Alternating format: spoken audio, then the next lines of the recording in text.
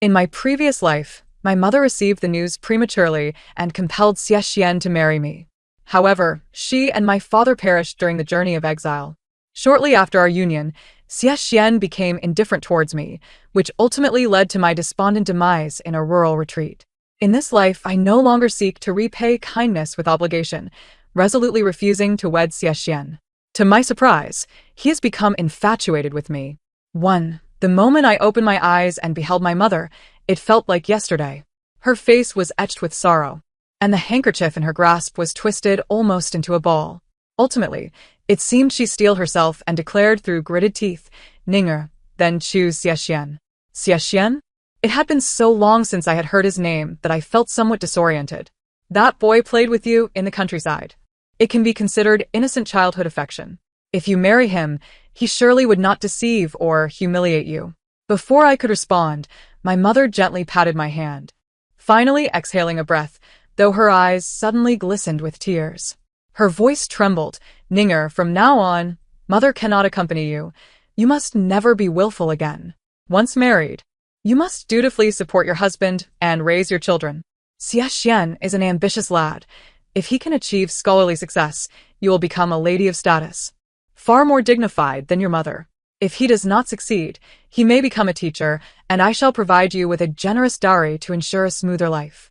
I stared blankly at her, my vision gradually blurring. My mother ruffled my hair. "Silly child. Why are you crying? It's merely a marriage. If you miss home, you can always return. We can see each other again." But I wouldn't be able to see her again. "Mother, I would never see you again. You would succumb to illness during the exile, and my father, grieving too deeply, would follow suit." I shook my head vigorously, tears streaming down my cheeks. In my previous life, my parents had received news of impending exile and claimed it was due to the family wanting me to become a concubine for an elderly marquis, hastening my marriage to Xie. By the time I learned the truth, they had already perished on the way to exile. Wiping away the tears from my eyes, my mother sighed. "All right, there is little time left. I must visit the Xie family. The wedding must be arranged within these 2 days." I suddenly grasped her hand. "Mother." "No." She paused, momentarily taken aback. Then her expression shifted to one of annoyance. "Child, I have told you so much. How can you not listen? Do you prefer to marry that old man instead?" I shook my head. "Mother, Xie already has someone he cares for." My words left my mother momentarily speechless. She murmured, "No, it cannot be." "Which girl?" "Guinin." I managed to utter the name with great difficulty. My mother was still lost in thought. "Gu? Are there any Gu families around here?" "Which one?" "She is not from our town, nor from the county or the capital. She hails from the capital. She and Xie have had a betrothal since childhood." I had expected that mentioning her would bring a pang of sorrow, yet I found an unexpected calmness instead. Indeed, having faced death once, what could possibly remain to weigh me down? After all, he was merely a man who did not love me. I had first met Xie in the countryside, at the tender age of 7.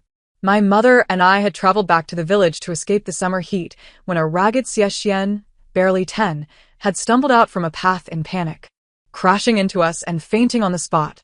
We hurriedly took him to our village and summoned a doctor. It was later revealed that Xie was the grandson of the scholar Xie from the town.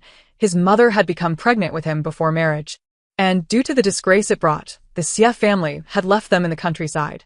When he was 7, his mother passed away, and the Xie family ceased to send any assistance, leaving him to fend for himself in dire hunger for 3 years. The day he collided with our carriage, he had been driven by hunger to steal fruit from a nearby field and was chased for 2 miles. My mother, being a kind-hearted woman, not only called for a doctor but also had the servants clean him up and provided him with 2 sets of clothes, allowing him to recuperate at our village. During that time, I was quite mischievous, and the village children dared not play with me, so I sought out Xie, dragging his still-recovering body to climb trees for peaches, catch cicadas, and even once attempted to wade into the river for clams, only to be caught and sent back by my mother. Xie bore the blame, and my mother did not punish me, which endeared him to me greatly. Our relationship flourished. My mother kept him in the village and had him accompany me to a nearby tutor for literacy lessons. To my surprise, Xie proved to be remarkably intelligent, quickly winning the tutor's favor. 2 years later, He passed the childhood examination and subsequently succeeded in both the county and prefectural exams, becoming a scholar at the tender age of 14. Thus, he was acknowledged back into the Xie family. Before his departure, Xie knelt before my parents and deeply bowed 3 times. 2. My mother said that Xie was a man of deep feelings and would not stand idly by. Indeed, in my previous life, when my mother went to propose marriage to the Xie family, Xie had coincidentally returned from the capital. Although hesitant, he quickly consented. Yet, a lack of love is simply that, a lack of love. The bond we shared in our youth could only sustain a harmonious melody for 2 or 3 years. Once Xie achieved success in the capital and was recognized back into the marquise, everything changed. Compared to the talented Gu Yin from the capital, I, a mere merchant's daughter from a remote countryside, felt utterly inadequate and uncouth, lacking in proper decorum. It was only natural for Xie to prefer Gu Yin. Yet, reflecting upon it now, a trace of resentment lingers. If he did not cherish me, why not let me go? Could we not part ways amicably? Why must we be bound together in mutual torment? My mother's concerned gaze jolted me back to reality. Yes, that was all in my past life. Since heaven has granted me a second chance, I shall resolutely avoid repeating the same mistakes. How could there be a betrothal? My mother hesitated. If you do not marry Xie, whom will you marry? I cannot trust anyone else. I replied firmly. Then I shall not marry. What? Ninger, are you mad? If you do not marry, you must. My mother abruptly halted, her grip so tight that the orchid embroidered on her handkerchief became misshapen. Indeed, if I did not marry, I would have to accompany them into exile. The exile was to a perilous land in the southwest, fraught with dangers. Even if we reached the destination, it would be rife with venomous creatures and miasma. Though I was mischievous, I was still the most cherished daughter of my parents. They could not bear to see me suffer even the slightest hardship. So they painstakingly wove a tale about a powerful family forcing me to marry an elderly marquis and even forged letters to substantiate their claims. In my previous life, I had accepted this without question, as I was indeed concerned for Xie, and in my haste, I acquiesced. But I have been reborn. This time, I shall die alongside my parents. At the very least, I will have companionship.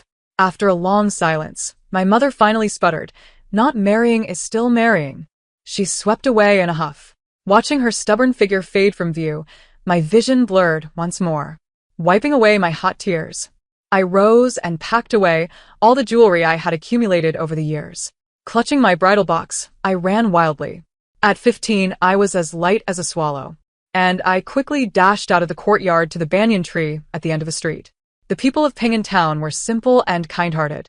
Though I was the daughter of a cloth merchant, my parents indulged me, allowing me to frolic freely even as I came of age. Thus, I had a few friends in town, and we often gathered beneath the banyan tree. From a distance, I spotted a familiar figure, my heart leaping with joy, thinking they had sensed my presence. As I drew closer, I froze.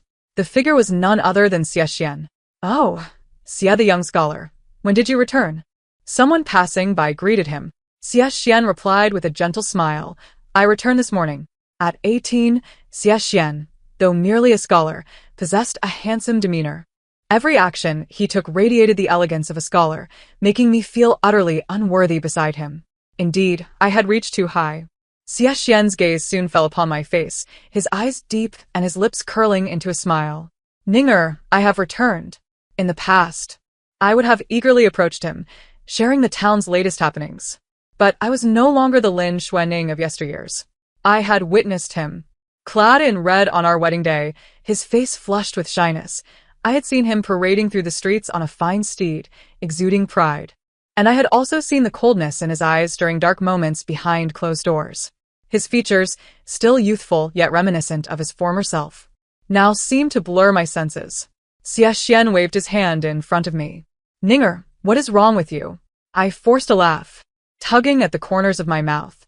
Indeed, everything was of my own making. As the daughter of a humble merchant, the child of a sinner, how could I dare to aspire to the gates of the noble house? Instinctively, I took a step back.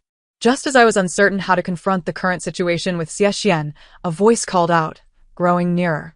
"Xuening, Xie Xuan, ah! I knew you two would be here."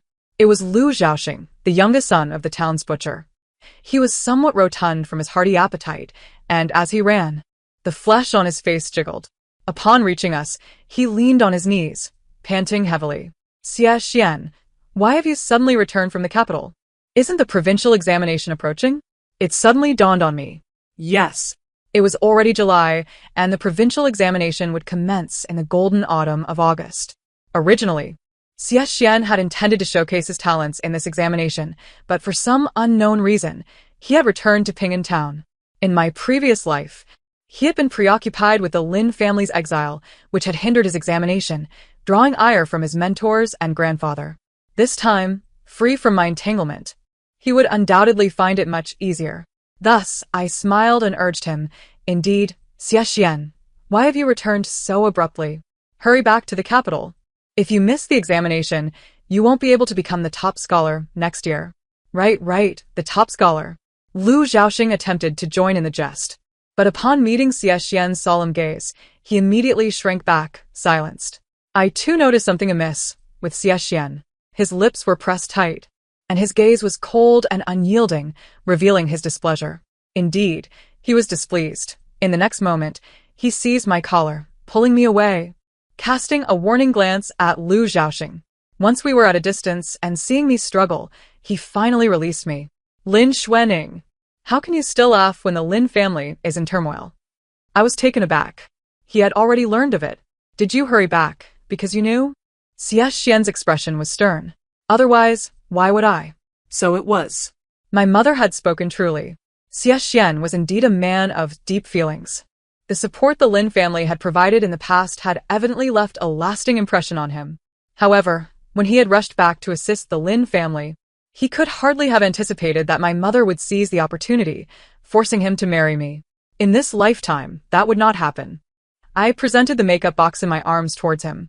"No need for that. My mother has already inquired, and it's merely an exile of the family. Here, since they're going to confiscate the estate, these valuable ornaments should not be cheapened for the officials. I was thinking of sharing them with you, so you might look after me a bit." Xie Xian regarded me with an odd expression. His eyes narrowed, pupils constricting, as he scrutinized me, seemingly questioning. "Ningya, when did your speech become so ornate?" I was momentarily stunned before I smiled. After over a decade of being married, I had indeed changed. "Isn't this how I learned to speak from you?" I teased. "Xie Xian, when you become the top scholar and hold a high office, don't forget your little partner." He looked at me with a peculiar expression, as if weighing something. After a long pause, his expression shifted abruptly. He snorted softly and waved his sleeves as he turned to leave. "Hey, why are you angry? I could always share more with you." Watching Xie Xian walk away, I finally exhaled, only to inwardly chastise myself. "Xuening, is your family really facing confiscation and exile?" Lu Zhaoxing asked incredulously. I nodded slowly. "Yes, the main family has incurred misfortune, and we collateral branches are implicated." "What? How can this be? You've never benefited from the main family, yet you cannot escape suffering." Lu Zhaoxing exclaimed indignantly. I smiled bitterly. Did not the sage say, "When one flourishes, all flourish. When one suffers, all suffer"? After saying this, I pushed the makeup box towards him. "Take this, come on, let us find Xiao Luer. I heard this exile is to the southwest, and as a delicate girl, I must take plenty of medicine for the journey. Otherwise, if a poisonous snake bites me, won't I swell up like you? I am not a dumpling. I have a face of fortune." Lu Zhaoxing retorted immediately. I playfully tugged at his ear. "You do indeed have a face of fortune." Suddenly, I felt a prickling sensation on my back. Turning around to scrutinize, I found only a few familiar faces from the town. How strange. I skeptically scratched my head and stepped into the nearby apothecary. Xiao Luer was the youngest son of Dr. Lu in town. Due to his frail health, he had been bullied by local children since childhood, which led him to often hide in the apothecary, reeking of medicine. He was always stubborn, just as he was now. Father has said that our Lu family practices medicine to save lives, not to harm. I clarified, it's not about harming, it's about saving. Lu Zhaoxing nodded emphatically. Exactly. Xiao Luer, look at Xuening, so beautiful. What if she gets targeted and bullied on the road to exile? If her face were covered in sores, it would be different. evildoers would find her repulsive. Exactly.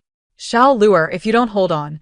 Do you believe I won't just scratch a few lines on my face right now? I threatened. Shall lure panicked, stammering in agreement. After preparing the medicine, he insisted on giving me a few bottles of pills he claimed were for treating my asthma. I waved my hand. Shall lure, do you not understand what exile is like? We can't even bring spare clothes, let alone medicine. If you truly want to help me, give me a few remedies for treating snake bites and my asthma. I can cram them in last minute. Shall lure furrowed his brow. How about I give you my copied medical texts? I patted his head. Good, good. You are indeed teachable. He swatted my hand away. No patting on the head. It stunts growth. Then, with a worried look, he asked, Sister Xuening, can you withstand the hardships of exile? I chuckled. Your sister Xuening can traverse heaven and earth. Is that even a question? Lu Xiaoxing chimed in. Exactly. Is that a question? Being with these childhood friends felt as if time had truly reverted to the past. Alas, such joy was fleeting. Before I could enjoy a meal at Xiao Luer's house, a little girl rushed in. Sister Xuening, mother has taken the matchmaker to the Xie family. Just as I suspected, my mother remained resolute in her decisions. Xiao Luer, you are in charge of distributing these ornaments with the little girl and the others. I instructed hurriedly as I dashed outside. However, before I could reach the Xie family, I spotted the old scholar Xie leading the matchmaker, approaching slowly. Behind them followed a group of people, all carrying items covered in red cloth. This spectacle left even my mother momentarily stunned. Upon noticing my arrival, she quietly asked, Is the Xie family preparing to arrange a marriage? Is it that girl with the surname Gu? How would I know? This was not part of my previous life. I feared that my rebirth had altered some fate, leading to this unexpected scene. Reflecting on the past and present, Xie Xian had indeed returned to Ping'an Town today. Could it be that he had already encountered Gu Yinin in the capital and had his heart set on her? Or perhaps...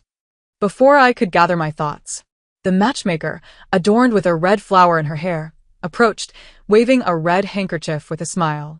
Ah, Lady Lin, what a coincidence. Our young scholar Xie has long been infatuated with Miss Xuening, and we thought. The rest of her words became a blur. The phrase young scholar Xie has long been infatuated with Miss Xuening thundered in my ears like a clap of thunder. Impossible. How could this be? If Xie Xian truly held affection for me, how could he treat me so coldly? Why send me to a rural estate? Or was it that, at this moment, Xie Xian indeed cared for me, but upon seeing Gu Yinin, his heart had shifted? Men are often like this. In the capital, it is commonplace for them to have multiple wives and concubines, merely falling for one after another. I smiled bitterly. Lin Xuening, having lived a second life, how could you still be swayed by such trivial romantic entanglements?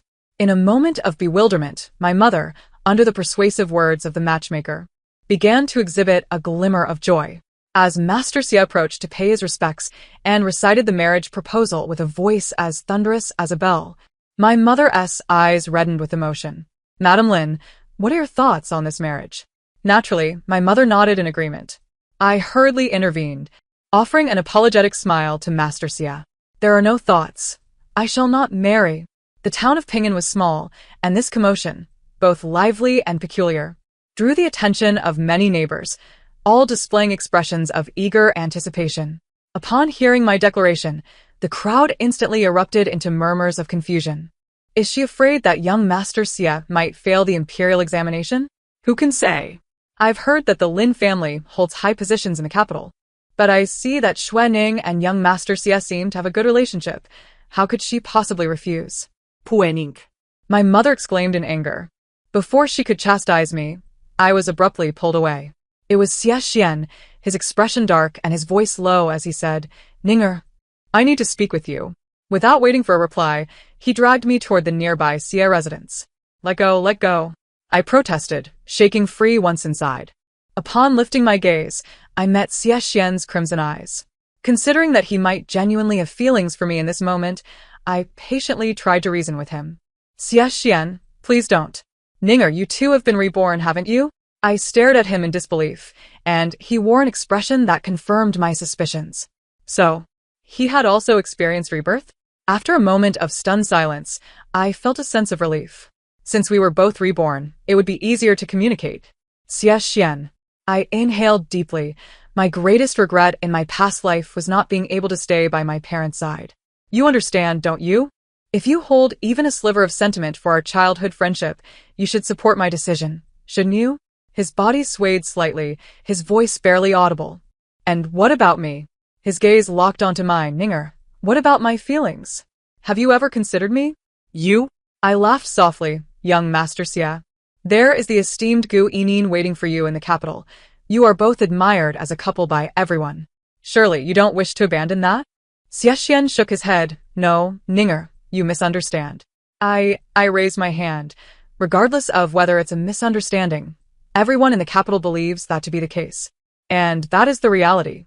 Xie opened his mouth to speak, but sighed instead. So, Ninger, do you truly not want to marry me? I smiled. Xie, there are many ways to repay a kindness. If you fear that others will criticize you, you could simply send more letters to the Southwest in the future rather than being coerced into marrying me. I'm not coercing you, he insisted. I waved my hand dismissively.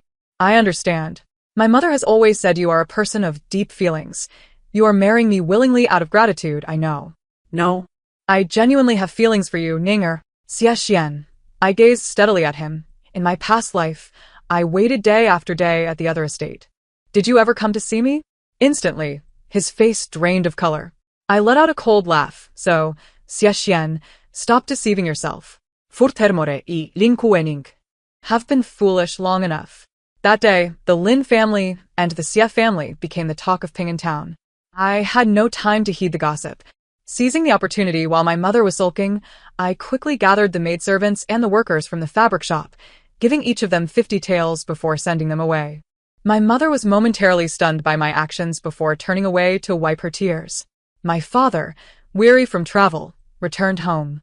I urged him, Father, please comfort mother. If she keeps crying, people might think you're planning to take a concubine. What nonsense are you spouting? My parents glared at me in unison. See? I might as well check the fabric shop for any worthwhile goods. If there's anything extra, share it with the neighbors.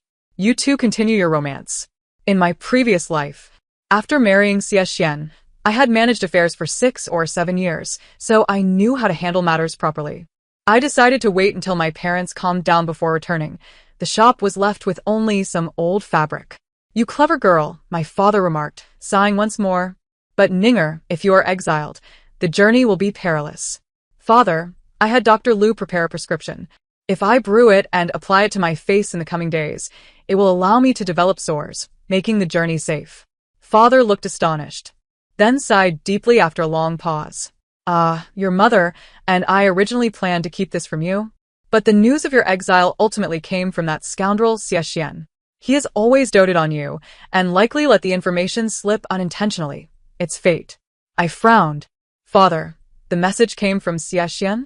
Yes, my father said, walking slowly to sit in the armchair, his face clouded with worry. That boy has always held affection for you. Though it was all rather sudden, he intended to marry you to ensure your safety. He even suggested we fake our deaths to escape. He would find 2 corpses for us, but that would mean we would have to live in hiding, always in fear. Your father and I have lived our lives with integrity. So, in my previous life, it wasn't my parents who coerced Xie into marrying me. After a long silence, my father sighed again. Ninger, you and Xie share a deep bond. Just marry him. This way, your mother and I can rest easy. Indeed, this way, you two will die of grief a month after the exile, and I would nearly become a divorced woman, dying before I reach 30. My father gazed at me in disbelief. Ninger, you speak nonsense. Father, I have been reborn. All of this has already transpired. I looked at him earnestly. Otherwise, given my nature, if I were to give away my wealth, would the entire Lin family not be ruined? How could I keep up appearances? Despite my fervent assertions, my father still found it hard to accept the notion of rebirth. When I finally informed my mother, she wept profusely in my embrace. My poor Ninger, how have you suffered so? After her tears subsided, she no longer pressed me to marry. My father left again, previously to verify whether the Lin family had truly encountered misfortune, but this time to make arrangements. My mother and I began seeking information on how to survive in the wilderness, what to be cautious of during the exile, and how to prepare for it. On the 3rd day, a weary Xie knocked on our door. I have already said that I will not marry, I said, exasperated as I looked at him. Xie Xian remained silent, merely presenting me with a package. What is this? I had someone rush to make this clothing for you. It has a special fragrance to repel insects, ants, and mice. Wearing it in prison will make your stay a bit more bearable. After he spoke, he gazed deeply into my eyes. Ninger, please take good care of yourself and your uncle and aunt. I did not refuse, but simply nodded. Thank you. Once Xie Xian left, my mother emerged from behind, letting out a deep sigh. What has come over this boy? How could he change his heart so easily? I smiled. Mother, the capital is dazzling and enchanting. He is no longer a simple country boy, naturally prone to change, but his heart is not wicked. Just not in love. That was all. In this regard, I considered it a win-win situation.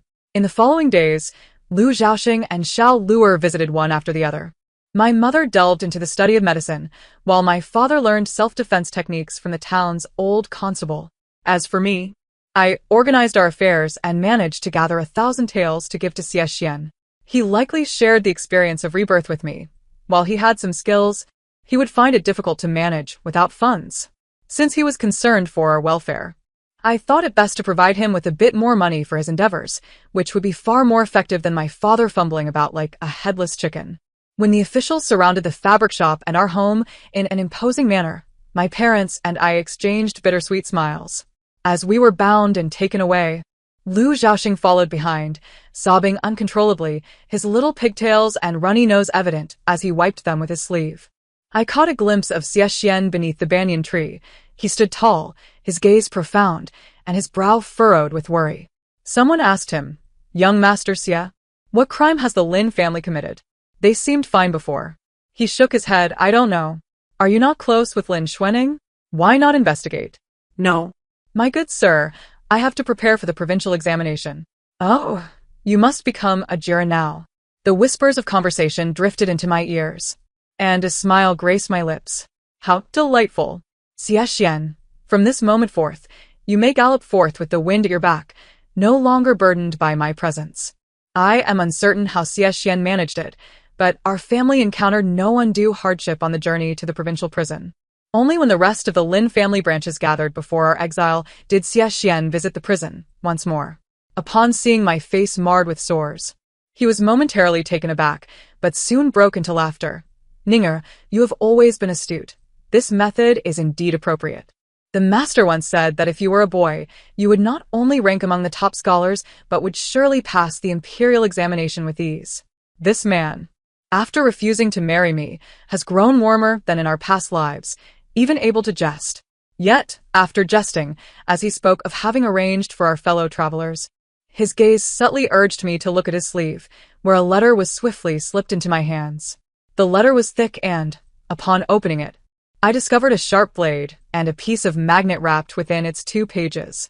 My mother gasped in horror, covering her mouth tightly, her face a mask of disbelief.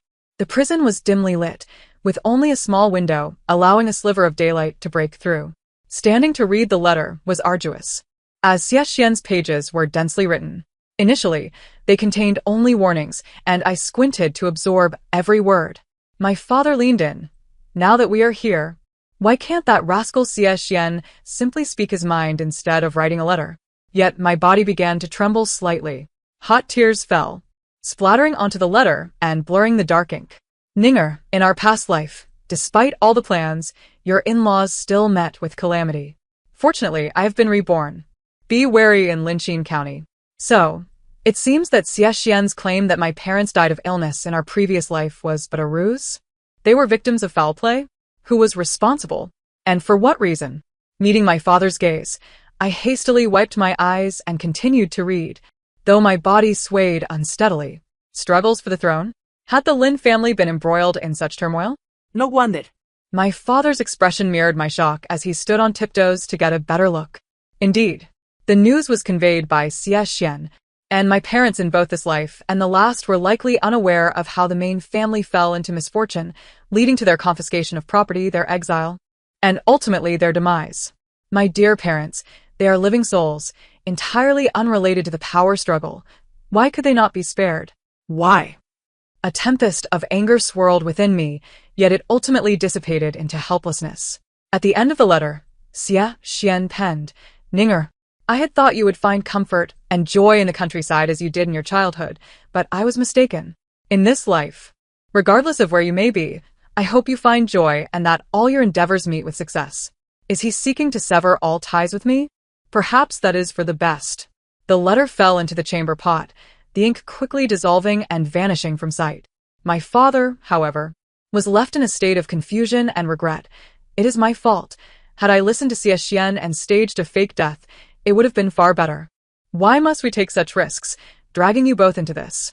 I quietly consoled him. Father, do not blame yourself. At this juncture, even a feigned death may not guarantee our safety. Besides, Xie Xian has already made arrangements. His intelligence ensures that we will not encounter danger.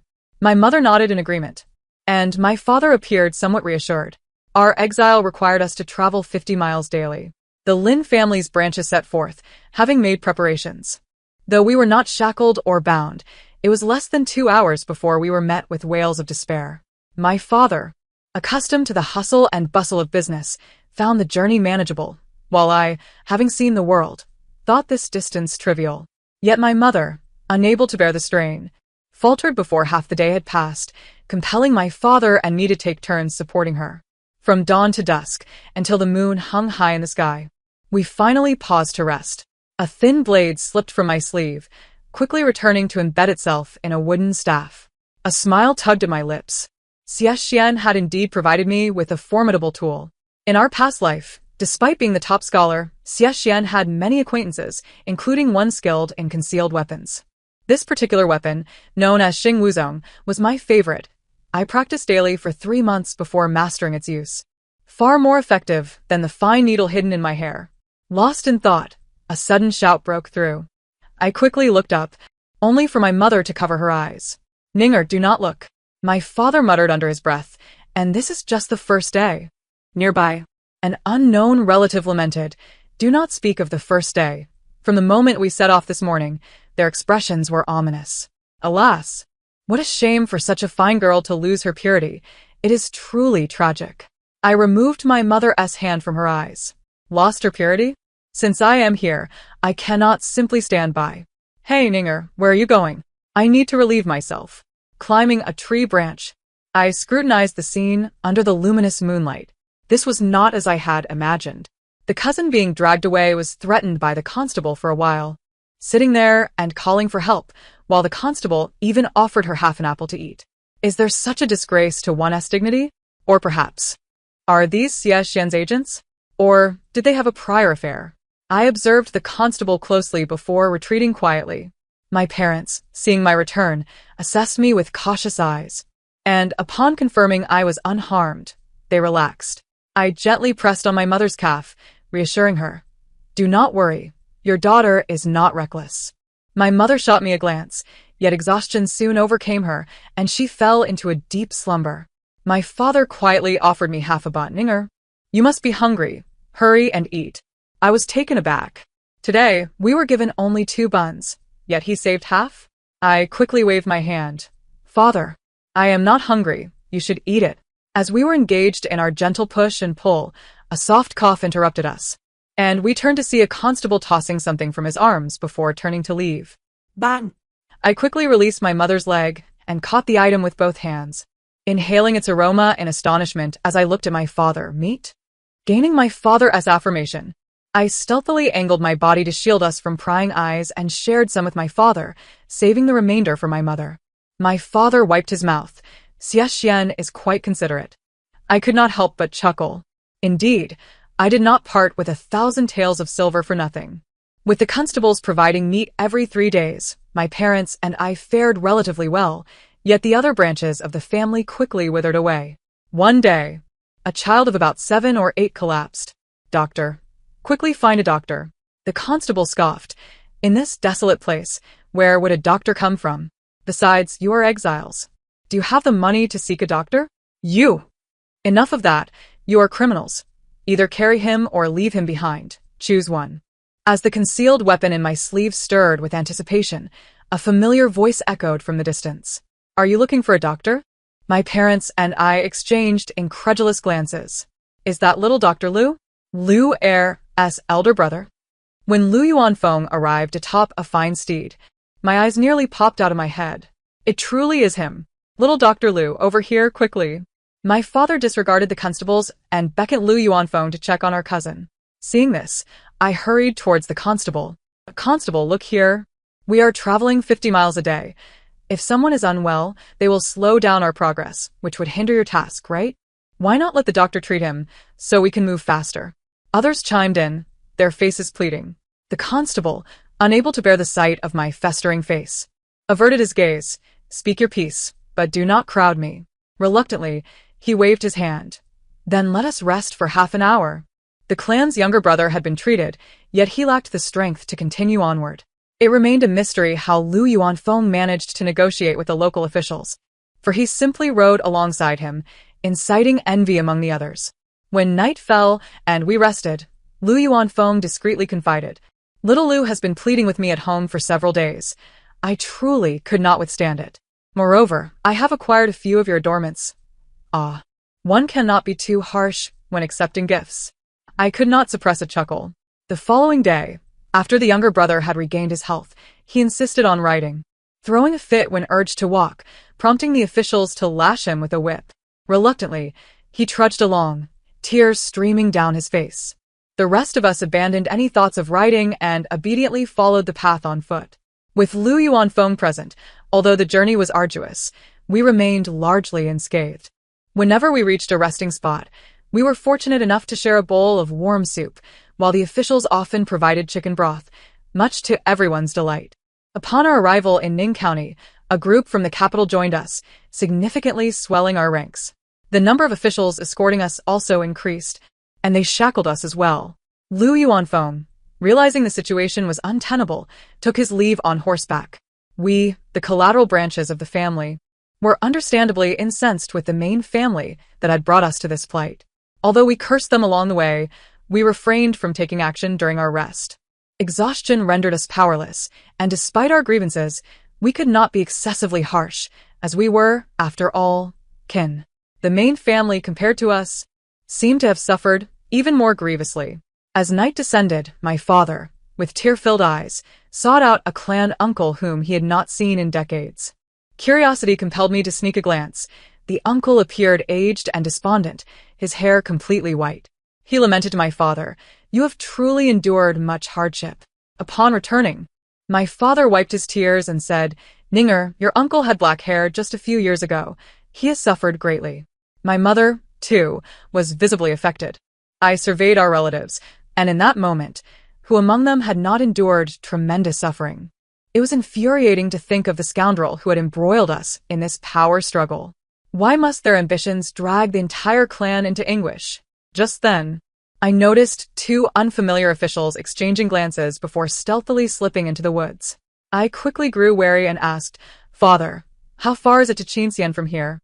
Although my father ran a fabric shop in Ping'an town, he had traveled extensively in his youth, practically serving as a living map of Diyu.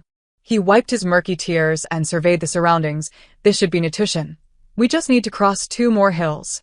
As he spoke, a realization struck him, and his expression shifted. I discreetly met his gaze, and it became clear that tomorrow would likely bring peril. My father, concerned, quietly conferred with the clan uncle for a while before returning, sighing as he whispered to me, Ninger, if trouble arises tomorrow, we must protect your mother. We lack the strength to do anything else. I nodded gravely. As my father's only daughter, he had disguised me as a boy to pursue my education. And after I turned 10, he had hired a master to teach me martial arts, always insisting that learning to read would allow me to understand principles, while martial skills would prevent me from being bullied. Regrettably, in my previous life, I had lost my child upon hearing of my parents' misfortunes, which had left me weakened and clumsy, relegating me to playing with innocuous toys that required no running or jumping. That night, despite knowing the importance of rest, I found sleep elusive. As dawn broke and we resumed our journey, my father deliberately guided us towards the center of the group. When stakes are high, one must prioritize the family unit. The turmoil erupted upon descending Nitushan. A band of men in black rushed down the slope with knives drawn, attacking indiscriminately. Our clan members screamed in terror, some fled in panic, while others fought back for the weapons. Two agile youths from the main family successfully seized a weapon and decapitated one of the assailants, whose head rolled into the thicket where my parents and I were hiding. I was momentarily stunned and quickly covered my mother's eyes. A surge of hatred swelled within me, but I stifled it. I could not act recklessly. My duty was to protect my parents. Just then, a group of soldiers appeared, engaging the black-clad assailants in fierce combat. I instructed my father to look after my mother and rushed out to join the fray. I picked up a fallen machete and charged at the attackers, hacking at them with fervor. Occasionally, my concealed weapon flew from my sleeve, slicing through their wrists and necks, sending blood splattering everywhere amid their cries of despair. Once all the assailants lay defeated, I became aware of a sharp pain in my arms. Glancing down, I realized I had been cut several times, the wounds gruesome and alarming. At that moment, my hands began to tremble uncontrollably. Lu Yuanfeng, having emerged from somewhere, swiftly bandaged my wounds and tended to the injured clan members and soldiers. When our battered group finally arrived in Qinxian, we were met with the resounding sound of drums and gongs. A local scholar had just achieved a high score in the imperial exams. It dawned on me that we had been exiled for over a month. Surely, by now, Xian had also succeeded in the examinations. Although we could not be together as husband and wife, I sincerely wished for his success. If he triumphed, we would have the protection of the Marquis's house even in our exile, making our lives a bit more bearable. His success would also allow him to ascend to the capital and reunite with the Marquis, would it not? Lost in thought, Lu Yuanfeng approached me, Xuaning. Who exactly were those people? Will they return? My mind sharpened with clarity. Indeed, if it pertained to a struggle for power, those who failed would surely send more to eliminate us completely. But why? What did they fear? The Lin family had already been exiled to the remote southwestern regions, cut off from news. Was there something they feared? Or was it possible that the Lin family held some leverage over them? The thought sent shivers through me. As I cast a furious glance at the main family members, they were undoubtedly scheming to rise again, using that leverage as a means to their end, unaware that their intentions had already leaked, bringing about their own doom. Despicable. I needed to uncover the truth behind that leverage. After regrouping in Qinxian, my father's eyes were reddened once more. 139 lives were lost, including 7 children. I surveyed the surroundings, and my kin were similarly affected, silently shedding tears, their faces filled with sorrow. Those with the strength began digging graves, intent on burying our kin on the spot. My mother, assisting Lu Yuanfeng with his wounds, returned, unable to swallow even a morsel of food, retching uncontrollably with a ghastly pallor. I coaxed her into sipping some water when a commotion arose. What have you done? Is our exile not enough? Now there are those who want us dead. Do you wish to annihilate the entire clan? My father hurried to intervene as tensions flared. After much pulling and restraining, we managed to separate the enraged relatives from the main family. My father did his utmost to soothe them, while I scanned the crowd, my gaze landing on a youth from the main family who had pressed his lips together in silence. Perhaps because I, a girl, had wielded a machete against the black-clad men, he did not reject my approach. After 3 or 4 days of tentative closeness, he finally spoke. The main family had once had an aunt who became a concubine in the palace, but she had long since fallen out of favor and had no children. She had seemingly no connection to the power struggle, yet, for reasons unknown, she had disguised herself and returned to her family 3 or 4 months prior. Since then, several members of the main family with positions had met with calamity. They faced either dismissal or imprisonment. One individual was later found to have connections with the Northern D tribe, inciting the emperor's wrath. Initially, the decree was to execute the entire clan, but the 7th prince pleaded for mercy, resulting in our exile instead. The 7th prince? I inquired with a furrowed brow. Yes. The 7th prince is the most favored son of the current emperor. I pressed on, so does that mean our Lin family truly has ties to the D tribe? He erupted in indignation. How could that be possible? Both legitimate sons of the family perished in the north. Do you not know? How could I, a mere offshoot, be privy to such knowledge? Yet there seems to be a glimmer of insight regarding that incriminating evidence. It is likely a testament to some prince's clandestine dealings with the D tribe. Judging by the 7th prince's intervention on behalf of the Lin family, the odds are overwhelmingly in his favor. As I pondered, the individual sighed deeply, lamenting, I have heard that the head of the family initially sought assistance from Chancellor Gu. But to my dismay, he offered no aid in the court. Instead, it is the seventh prince who has historically been at odds with our Lin family, who has stepped forward. The complexities of human nature are truly bewildering. He scratched his head in anguish and glared at me in frustration. Why are you striking me? What folly is this? Lamenting your youth. If you truly wish to achieve something, learn some martial arts from me. In time, you too may defend your family and vanquish foes. The boy's eyes lit up with excitement.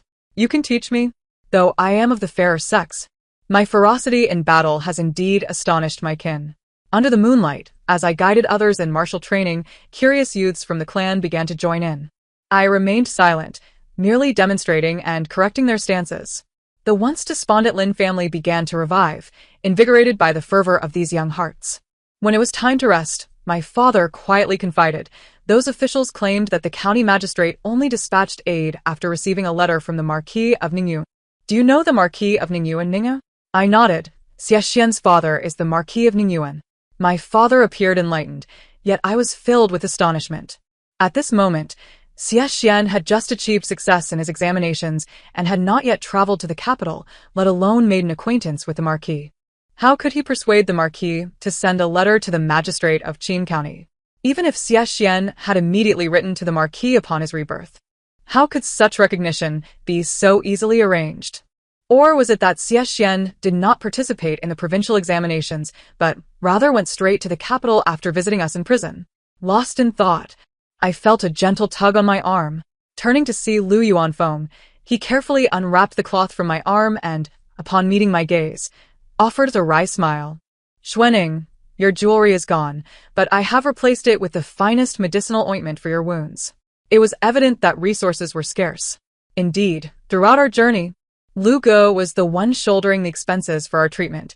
With the Lin family comprising countless mouths to feed, how could we possibly afford such costs? Now, as exiles, we possessed nothing of value. Noticing my frown, Lu Yuanfeng reassured me. Do not worry, Xuaning. Though my medical skills are modest, I assure you, I will not leave you with unsightly scars. I could not help but chuckle. In these dire times, I hardly concern myself with scars. Money can be earned. I merely need to confer with my father on the means to do so. Ninger, is this truly feasible? My father instinctively shook his head. Father, the world is bustling due to profit. We toil as laborers and we also engage in trade. As long as they turn a blind eye, how can it not succeed? Moreover, we have only traversed half the journey. Even if Lu Go were as skilled as Bien Ke, a clever cook cannot prepare a meal without ingredients. For the sake of our kin, we must devise ways to earn money. My father was persuaded. Then, shall I consult your uncle about this? Yes. We shall split our efforts. I will seek out the constable. With a face marred by pus-filled sores, the constable initially could not bear to meet my gaze. Yet, due to my previous valor in battle, the disdain in their eyes was now tinged with a modicum of respect. When I relayed my proposal, several began to waver. Accompanying the exiles, though initially there were arrangements made, who could ever turn down a chance for profit? Moreover, they need not exert themselves, as we would handle the transportation of goods. Soon, the constables agreed, after some negotiations over the division, ultimately settling on a 3-7 split, with them taking 7 and us 3. However, my father encountered obstacles. That is unacceptable. The Lin family is a family of scholars. Even though we have faced disgrace and exile, how can we demean ourselves by engaging in such lowly trade? After being scolded for some time, my father, in frustration, ceased to argue. You lofty ones, consider whether you can endure this. Do not speak of the ailments along the way, just look at these injured ones. If we lack funds for their treatment, you old men might as well dig graves for your descendants. Having vented his frustrations towards the main family, my father's spirits lifted, and he turned to consult with the branches of our clan. Although many among the branches are learned individuals, they lack the pretensions of the main family. Under my father's persuasive tongue, they readily agreed to his proposal. Constable, please inform us of the remaining routes, so we may discuss what supplies to procure. After acquiring the route from the constable, my father swiftly conferred with the other merchants in the clan, urging them to contribute any hidden silver or goods as capital. Meanwhile, I continued to lead the uninjured youths in martial training, and they became the main force in the subsequent transportation of goods. The first batch of goods sold out swiftly in the Huaxi region, with each constable receiving over 50 taels of silver, their faces beaming with delight. We, too, reaped nearly 300 taels, ensuring that all wounded clan members received medical treatment. As the constables rejoiced, our meals improved significantly, and the shackles binding us were removed, allowing the elderly and children to travel by donkey cart. For a time, the clan, which had been plagued by fear following the assassination attempt, finally glimpsed hope. No longer wavering about the future, some clan members voluntarily joined the transportation efforts, while those lacking strength assisted as best they could. Days passed, and after another distribution of funds, we noticed the dwindling population around us. Lu Yuanfeng provided us with medicinal remedies for snake bites and miasma. Naturally, we prioritized delivering these to the constable first, then distributed them among our kin. However, when it came to the main family, each person averted their gaze. My father scoffed, returning with none of the customary respect he had previously shown to his uncle. They are all so obstinate, incapable of adapting, he remarked. I couldn't suppress a laugh. During this time, the sores on my face gradually diminished, yet the sun and wind over the past 2 months had left my skin as dark as coal, save for my increasingly luminous eyes. Glancing towards the main family, I reassured my father, "Do not worry, it will soon change." My father regarded me with skepticism as I winked at him. Lu Yuanfeng had not only been aiding in healing but had also covertly administered medication to the main family. With the constant threat of another assassination looming, it was time to extract the evidence from them. Lu Ge, they still appear to be in their right minds. In the dead of night, I eyed Lu Yuanfeng with suspicion, to which he shrugged. My ability to poison them is already a breach of our ancestral teachings. Do not expect everything from me. Very well, I would resort to desperate measures.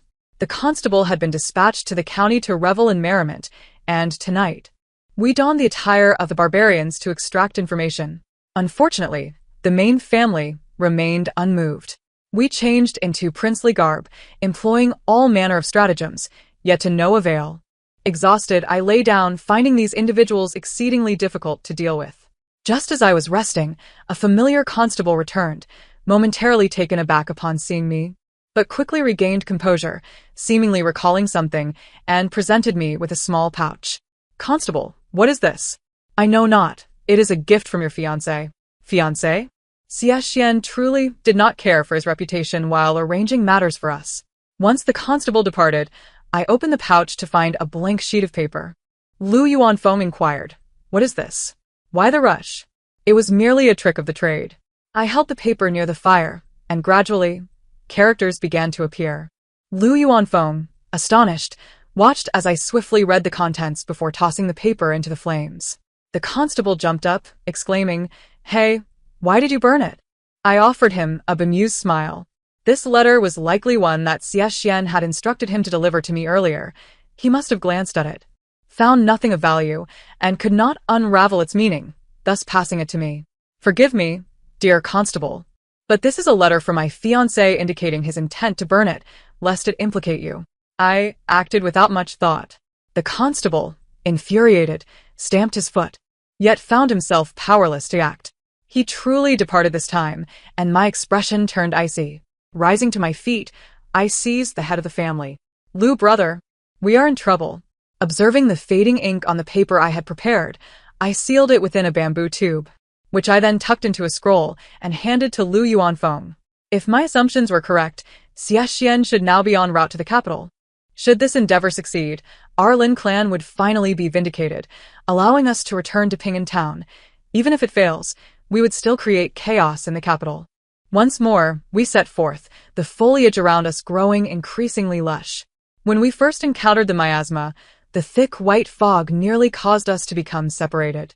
Fortunately, we had prepared well, binding ourselves with ropes to avoid losing our way. After consuming the antidote, we emerged from the noxious vapors, only to behold the glint of a blade wielded by a figure clad in black ahead. Again, alas! This time the youth of the Lin family were no longer paralyzed by panic. They stood resolute, even if their skills were lacking. With sheer determination, they instilled a measure of fear in those dark-clad assailants. Regrettably, without the assistance of the officials, our victory was but narrowly achieved. With our superior numbers, we managed to vanquish them completely, but we lost over 200 clan members, and half of the constables perished as well.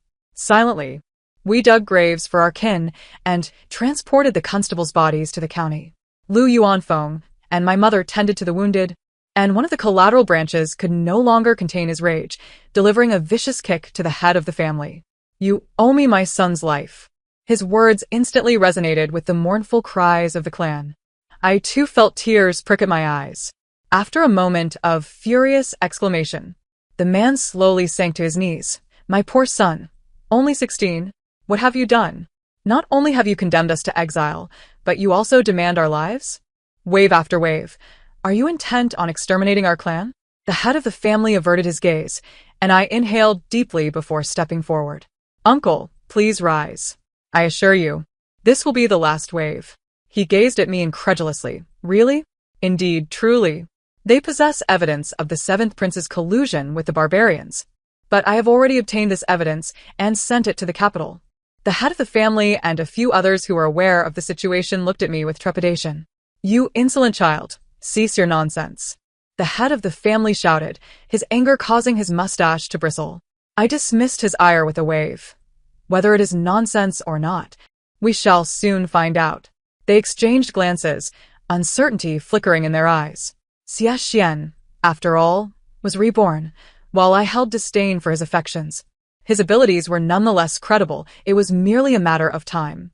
We traversed mountains and valleys until we reached the place of exile, our hands now laden with 1,000 taels of silver. After presenting our earnings to the garrison, they assigned us the lightest of duties. Most of our kin labored in agriculture, while my mother, having gained medical knowledge from Lu Yuanfeng during our journey, took on the role of a healer, thus alleviating her burdens significantly. The martial youths remained behind, while the others accompanied their fathers to trade, sharing their profits equally. As a result, despite living modestly, our clan experienced a year of relative peace. Recently, a branch of our family welcomed new life, and it seemed our fortunes were improving. However, those from the main family grew restless. Upon hearing whispers of a family member stealthily departing the place of exile, I could not suppress a laugh. "Sister Xuening, shall we not pursue them?" A young man inquired anxiously. "Pursue what? Are we not exhausted from our daily labors in cultivation?" "Let them go," I replied. Only by leaving could they find closure. The individual did not return after 3 months, prompting another wave of anxiety among the main family, who sent out another emissary. Upon my father's return from business, after contributing 2,000 taels of silver and various supplies to the garrison, he discreetly informed me, "Ninger, I have learned that Xie Xian has truly achieved the highest honor. This boy has truly made something of himself. Had you married him back then?" He paused, noticing my calm demeanor. "Ninger, could it be that in a past life?" I nodded. "He was also a top scholar." My father sighed. "Ah, what a pity. What was there to lament? A wife from a rough and impoverished village would only be hidden away in the back courtyard of a distant estate, unseen by others, far preferable to my current freedom." Reflecting on the self-pity I felt during the final days of my previous life, I could only conclude that I had been utterly blinded by my emotions. So, what if I was frail after giving birth? Having trained in martial arts, how could the high walls of that distant estate contain me? Yet I had willingly succumbed to the depths of heartache and foolishness. In this life, I need not speak of my parents. Even the toil of cultivation far surpasses languishing by the window, shedding tears. A year passed in the blink of an eye. The place of exile, revitalized by 2 years of trade, began to show signs of prosperity. Just as we joyfully prepared for the new year, a decree arrived. The Lin family was finally vindicated, and the entire clan rejoiced. The eunuch delivering the edict brought me a proclamation. The 12th prince and Lin family's Xuening became acquainted during humble beginnings. My mind buzzed with confusion. My parents were equally astonished. Once the eunuch finished reading the proclamation, I stammered, struggling to suppress my shock. "Isn't Xie Xian the 8th son of the Marquis who has fallen into obscurity?" The eunuch cast me a sidelong glance. "Such titles cannot be used for the 12th prince." He continued, "Do you wish to marry the 12th prince? If you agree, you would become a royal consort, soaring to great heights." Before he could finish, I interrupted him. I do not wish to. The eunuch stared at me in disbelief. What did you say? Xuening will not marry Xie, my mother echoed, regaining her composure. My father nodded emphatically. We are pleased for him as the 12th prince, but we dare not aspire to such heights. This is royalty. Have you not considered this carefully? My parents and I exchanged glances, and we all shook our heads in unison. The eunuch scrutinized us for a long moment before bursting into laughter. As we looked on in confusion, he explained the 12th prince's guess was indeed correct. He then adopted a serious demeanor. By imperial decree, the Lin family is to be rewarded with 1,000 taels of gold and a southern pearl for their assistance when the 12th prince was in humble circumstances. Unlike the shackles and chains we endured during our exile, our return was marked by the protection of officials. Our journey was facilitated by carriages and sedan chairs. Upon our return to Ping'an town, it was now the spring equinox, with all things awakening. The seals on the cloth shop were lifted, and familiar faces of servants and maids greeted us in the courtyard, while townsfolk waited outside, their eyes brimming with tears. Master, madam, young lady, you have finally returned. Lin master, Lin madam, Xuening, you have returned safely, truly a blessing from the heavens. The celebrations included jumping over fire pits and drinking pomelo water. Finally, when I lay down, gazing at the familiar room, I pinched my face hard, feeling the pain, and then I smiled. I had truly returned. Everything was as it had been. No, there were differences. That scoundrel Liu Xiaoxing had actually married and fathered a chubby child. The little braid had taken up a job at a tavern, excelling in his duties. Even Xiao Luer had begun to preside over court sessions, and I heard that Dr. Liu had arranged a marriage for him, ensuring he would wed in a few years. After the emotional reunion with old friends, laughter ensued. When the conversation turned to the Xie family at the end of the long street, currently undergoing renovations, everyone couldn't help but express their sentiments. Who would have thought Xie was actually a prince? Exactly, no wonder he excelled academically. Little Braid remarked, what a pity. If Xuening had married him back then, she would be a royal consort now. If he were to become emperor, you might have been the mother of the nation. Everyone nodded in agreement. I chuckled. You all dream so grandly. Why not wish for gold ingots to fall from the sky? Liu Xiaoxing scoffed. Xuening, you have become increasingly mercenary. All you think about is money. Do you not like money? I glared at him. Liu Xiaoxing nodded vigorously. I truly adore her. I'm currently saving up to buy my wife a gold bracelet. Upon hearing this, a chorus of disapproving murmurs erupted. You haven't married yet. Once you do, you'll understand the importance of cherishing your wife, came the retort, which only incited further derision. I gazed out the window, a faint smile gracing my lips. In my past life, when Xie and I had just tied the knot, our affection was equally sweet. Alas, it was a fleeting joy. In this lifetime, I neither seek marriage nor harbor expectations, hoping instead that he finds stability in his elevated position. After all, the calamity that befell the Lin family has passed, yet the struggle for power remains unresolved. Life in Ping'an town is simple and unadorned, perhaps due to a shift in my mindset after a few days of revelry. I grew weary of the antics of the wild girl and began to take over the fabric business from my father, traveling far and wide to engage in commerce. The vast and splendid kingdom of Dayu is filled with warm-hearted and hospitable folk, though it is not devoid of rogues. Yet, when compared to the 2 assassination attempts from earlier, they seem merely a tickle to me. Disguised as a man, I once again returned by boat with my fabrics, and as I admired the rugged, verdant mountains lining the shores, a large vessel drew near. The storyteller aboard the ship boomed. Just as His Majesty lamented the end of his life, a sudden whoosh pierced the air, and behold, a flash of cold light. Can you guess what happened next? Immediately, someone lamented, "Hurry up and tell us. What's there to guess? Why, it's just the reward money. I'm the one giving it." The storyteller cleared his throat and continued, that cold light was the glint of a thin blade. In the blink of an eye, it sliced a slender gash across the 7th prince's neck. At first, the cut was nearly imperceptible. The 7th prince even urged the emperor to drink poison, but suddenly, hot blood gushed forth from that delicate wound, leaving even the emperor in a state of shock. Who did this? Which general possesses such skill? Indeed, this is rather mysterious, isn't it? Someone exclaimed in frustration. Isn't the storyteller supposed to spin tales? If it's not mysterious, wouldn't he lose interest? Be quiet. Please, good sir. Tell us what happened next. The storyteller resumed, You astute gentleman. In martial arts, we are accustomed to blades and halberds. Such a razor that can take a life in an instant is only practiced by those of dubious background. This hero is none other than the one who has wandered among the common folk for nearly 2 decades and recognized by His Majesty during the palace examination. Excitement rippled through the crowd. The 12th prince? The ship sped forward, the storyteller's voice gradually fading. Indeed, he is a retainer of the 12th prince, known in the martial world as. I touched the concealed weapon in my sleeve and murmured, Iron-armed man. A smile spread across my face. After all, Xie is a reincarnate. My worries were unfounded. Sure enough, upon returning to Ping'an town, news of the 7th prince's palace coup and subsequent demise had spread like wildfire. A young man with a braid animatedly recounted the tale of the coup, concluding with a sigh, Minister Gu's entire family was annihilated. What was the name of his daughter again? Enin? She's the most talented woman in the capital. Exceptionally beautiful, yet alas, she died with a wound no larger than a bowl on her neck. Speaking of which, I heard His Majesty holds the 12th prince, our Xie in high regard.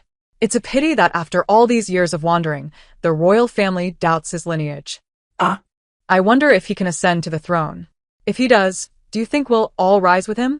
His words had scarcely left his lips when a sharp knock landed on his forehead. The young man turned angrily. Who is it? Don't you know I'm the illustrious 12th princess? Upon seeing the visitor, he quickly swallowed his words. Lu Zhaoxing tugged at his wife, exchanging greetings with Xie and hastily departed as if on greased soles. The young man, belatedly realizing the situation, cursed Lu Zhaoxing for his cunning and fled in a panic. Xie seated himself beside me, and as I picked up my teacup, he naturally poured me more tea. I teased, What brings the renowned 12th prince back to Ping'an town? Noticing his expression was tranquil and rather dull, I asked earnestly, Are you here to fetch your maternal grandfather? Xie poured himself a cup, took a delicate sip, and then gazed deeply into my eyes. I've come to ask you a question, he stated. I raised an eyebrow. Go ahead. Xie pressed his lips together, inhaled deeply, and then said, Ning If I were to become a commoner and return to Ping'an town, would you be willing to marry me? I shook my head. Xie's face lost its color. I turned my gaze to the window. Xie, look at how high the sky is and how green the mountains are. If I marry, I may never see them again. After a long pause, a low voice came from behind. I'm sorry. I understood. He was apologizing for confining me to the narrow confines of the backyard in my past life. I turned to face him, smiling. In my previous life, you deceived and trapped me, leaving me like a fool, drowning in the sorrows of love. However, considering that you have avenged my parents by eliminating the 7th prince and the Gu family, I forgive you. You know? Xie's eyes sparkled with hope. Then. I interrupted him, slowly rising and bowing my hands in respect. The grievances have been resolved.